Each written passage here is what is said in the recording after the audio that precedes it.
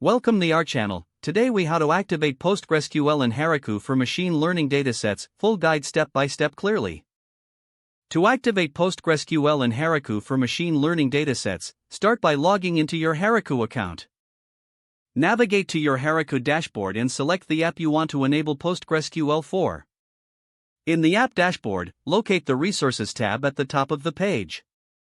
Click on the Find More add-ons search bar. Type Heroku Postgres into the search bar and select it from the drop-down list. On the Heroku Postgres add-on page, choose the plan that best suits your needs. Click the Provision button to add the PostgreSQL database to your app.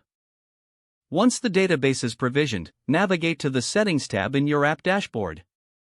Here, you'll find the Config vars section. Locate the database_URL variable. This is your connection string for PostgreSQL.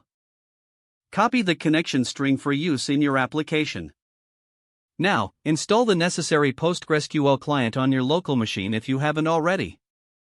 Use a terminal to connect to your PostgreSQL database with the copied connection string. Run the command provided by Heroku to create a secure connection.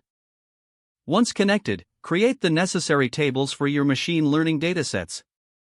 You can define these tables using SQL commands. Insert your datasets into the tables using the Insert command.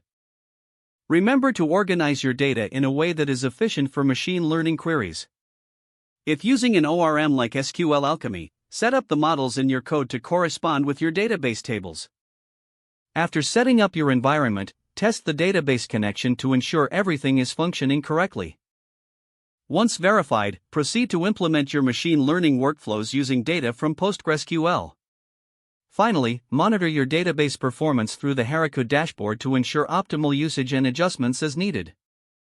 If the page does not load, refresh the browser or try again in a private or incognito window. Make sure you are using the correct email address, then retype it carefully to avoid small typos.